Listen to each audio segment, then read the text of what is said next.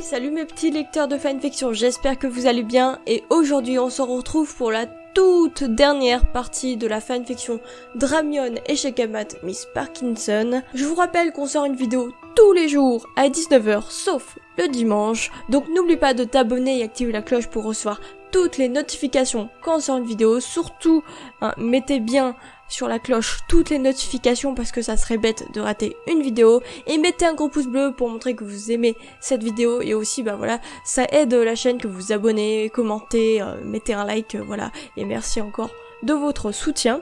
N'hésitez pas aussi à envoyer votre fanfiction dans notre boîte mail pour qu'on la lise dans un prochain épisode. Et rejoignez-nous aussi sur nos réseaux sociaux qui sont en description. Voilà, et puis moi je vous laisse avec la fanfiction. La lionne sort les griffes.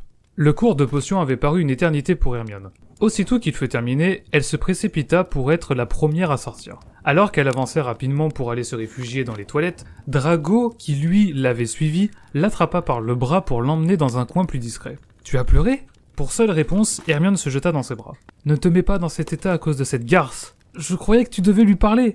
Je l'ai fait, mais cette fille pense qu'elle a tous les droits. Je crois que personne n'acceptera notre relation, Drago. Ils ne peuvent pas nous empêcher de nous voir, déclara Drago sûr de lui. Si ça continue comme ça, même les profs vont s'en mêler. Essayons d'être discrets et ils penseront peut-être à autre chose. Je suis prête à tout essayer pour que cette idiote nous laisse tranquille, répondit la Gryffondor excédée. Je dois y aller, Hermione. J'ai l'entraînement pour le match de Quidditch. Avant de partir, Drago embrassa rapidement Hermione. Jamais je n'aurais cru que Drago serait mon premier copain, pensa-t-elle. Elle ne put s'empêcher de sourire. Quand elle aperçut Pansy Parkinson approcher, son sourire se figea. Alors Granger, avoue que tu as fait boire un filtre à Drago. C'est la seule explication, hein. Hermione, qui était lassée de ses provocations, préféra ne pas répondre et continuer son chemin. Ne me tourne pas le dos, espèce de sale sang de bourbe. Pour Hermione, c'était la réflexion de trop. Elle se retourna et devant tout le monde envoya une droite à Pansy. Au même moment, Minerva McGonagall, qui avait tout vu de la scène, s'approcha des jeunes filles pour se mettre en telle. « Arrêtez ça tout de suite ! La violence n'est pas autorisée à Poudlard. Vous irez justifier votre attitude dans le bureau de Dumbledore après les cours. » Tu as entendu, Granger ?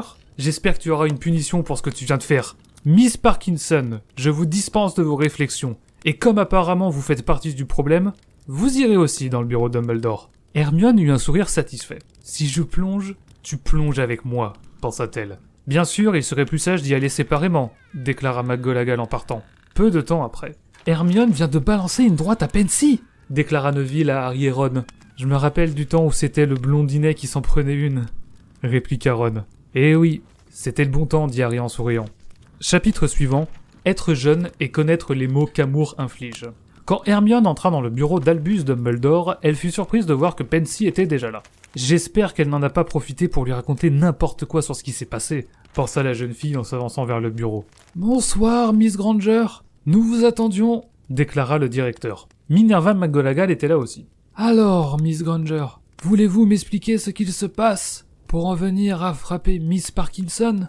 Je suis désolé de mon comportement, monsieur, mais cette fille ne cesse de me provoquer en m'insultant depuis quelques jours. Dumbledore regarda Pansy d'un air interrogateur. Eh bien, qu'avez-vous à répondre, jeune fille ? Pansy était mal à l'aise, mais elle ne comptait pas se laisser faire. Monsieur Hermione Granger se sert de Drago Malfoy pour me faire du tort à la maison Serpentard. Le directeur resta interloqué. Il pensait avoir mal compris. Drago Malfoy, dites-vous ? Je ne pense pas, Miss Parkinson, que Monsieur Malfoy soit le genre de garçon à entretenir ce genre de relation avec Miss Granger. Je suis d'accord avec vous, monsieur, c'est pourquoi je pense même qu'elle a utilisé la magie pour ça. McGonagall et Dumbledore se regardaient complètement perdus. Mais enfin, Miss Granger, s'impatienta McGonagall, dites quelque chose. Madame, la vérité c'est que Drago et moi nous sommes beaucoup rapprochés ces derniers temps, et qu'elle ne supporte pas. Pansy fusilla Hermione du regard. Même si les deux professeurs restaient très surpris par ce qu'ils entendaient, ils comprirent que Hermione ne plaisantait pas. Je suis ravi de constater que Monsieur Malfoy a fait un effort dans ses relations avec les autres maisons, déclara Dumbledore qui essayait de décontracter l'ambiance. Mais Albus, nous ne pouvons pas laisser passer ces comportements à Poudlard, s'indigna McGonagall. Je suis bien d'accord, Minerva. C'est pourquoi je pense que ces deux jeunes filles vont changer leur comportement. N'est-ce pas, mesdemoiselles ? Oui, monsieur, répondit-elle ensemble. Bien, vous pouvez regagner vos maisons. Les filles partirent l'une après l'autre sans se retourner. Aussitôt que les filles eurent quitté le bureau, le professeur McGonagall se tourna vers le directeur. Vous croyez possible qu'il se passe quelque chose entre Miss Granger et Monsieur Malfoy, Albus ? L'amour est capable de bien des choses, Minerva. Si c'est le cas, cette pauvre Miss Parkinson semble vraiment en souffrir, vous ne pensez pas? Ah, être jeune et connaître les maux qu'amour inflige. Chapitre suivant, le retourneur de temps. En sortant du bureau du directeur, Minerva McGonagall fut surprise en voyant Hermione qui semblait l'attendre. « Madame, je voudrais vous parler. »« Oui, Miss Granger, je vous écoute. »« Vous vous souvenez l'année dernière, vous m'aviez confié le retourneur de temps pour que je puisse suivre plus de cours. »« Oui, je m'en souviens. »« Vous pensez que vous pourriez me le confier à nouveau ? Juste pour l'utiliser une fois ? Mais les cours ont commencé depuis plusieurs mois. Je sais, ce n'est pas pour les cours et j'en aurais besoin. Si j'ai accepté l'année dernière, c'était uniquement pour les cours, Miss Granger. Je ne peux pas prêter à tout le monde cet objet. Surtout pour des raisons personnelles, ce serait trop dangereux. Mais justement, madame, c'est dans l'intérêt de ma scolarité que je vous le demande. Pour que je comprenne de quoi il s'agit, il va falloir être plus clair, Miss Granger. Hermione était un peu gênée de raconter ses états d'âme à sa professeure, mais elle pensait avoir trouvé la solution pour vivre son amour avec Drago. Comme vous l'avez entendu tout à l'heure, ma relation avec Drago Malfoy a beaucoup changé, mais malheureusement ce n'est pas au goût de tout le monde. Cela m'affecte beaucoup, moi et Drago. J'ai peur que ça finisse par gâcher mon année. Minerva McGonagall était perplexe, en écoutant la jeune fille qui avait l'air réellement affectée par cette situation. Mais que voudriez-vous faire exactement ? Alors, j'aimerais revenir un peu avant le bal de Noël pour arranger les choses. Nous pourrions garder cette relation secrète, enfin, le temps que les autres élèves soient prêts à l'accepter. Miss Granger, il faut que vous appreniez à assumer vos choix. Mais je l'assume, ce sont les autres qui ne l'acceptent pas. Et je pense que ça ne va pas s'arranger, déclara la jeune fille désespérée. Minerva McGonagall hésita avant de formuler cette réponse. Écoutez, je pense que vous et Monsieur Malfoy êtes encore trop jeunes pour supporter cette situation.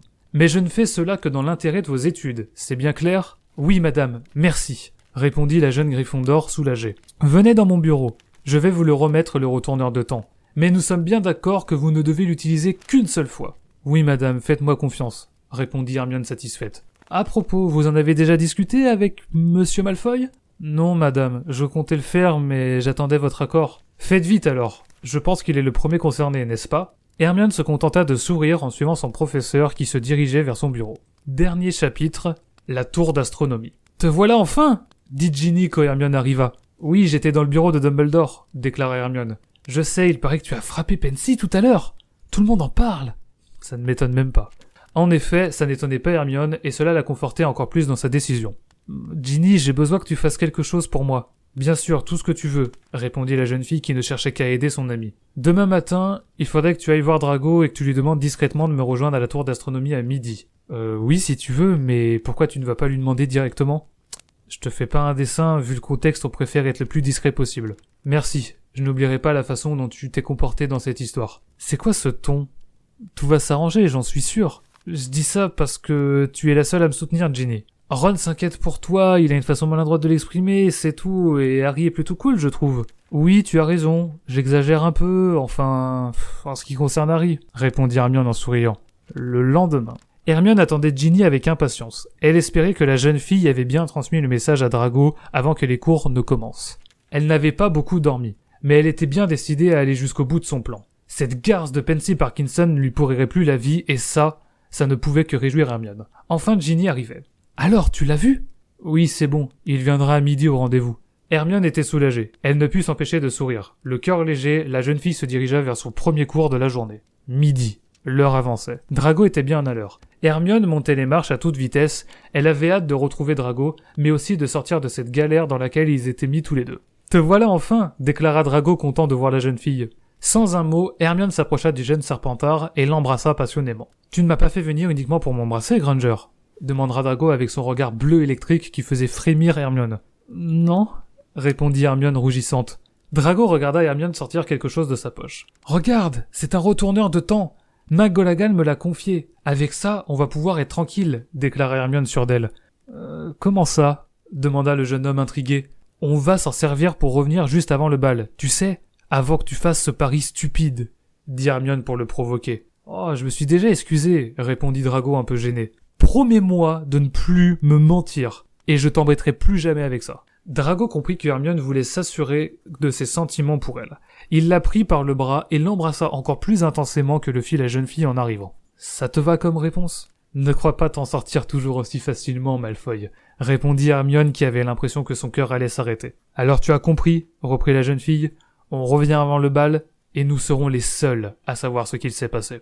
Drago trouvait l'idée géniale. Après tout, Ils souffraient tous les deux de cette situation, et ils pouvaient en sortir là, tout de suite, sans renoncer l'un à l'autre. « Hermione, tu es un génie », déclara Drago satisfait. « Et c'est maintenant que tu t'en aperçois ?» Hermione s'approcha de Drago et elle passa le retourneur de temps autour de son cou. Elle en profita pour se coller au jeune homme qui ne tarda pas à en faire autant. « Tu es prêt ?»« Prêt, Granger. » Hermione manipula l'objet autant de fois que nécessaire. Les deux amoureux se retrouvèrent au même endroit peu de temps après, mais pas au même moment de la journée puisqu'il faisait déjà nuit. « Ça a marché !» s'exclamait Hermione satisfaite. « Regarde, il est presque 19h. Ça va être l'heure d'aller dîner. »« Mais on est quel jour ?»« La veille du jour du pari, » répondit Hermione. « C'est cool, je vais pouvoir refaire mon match de Quidditch. Je l'ai complètement foiré, » dit le Serpentard amusé. « C'est tout ce qui te réjouit, Malfoy ?»« Je rigole, arrête, ne t'énerve pas, ma petite lionne. » Hermione se rendit compte qu'un seul mot de la part de Drago Malfoy lui faisait tout oublier. « Il faut rejoindre nos maisons et rester discret.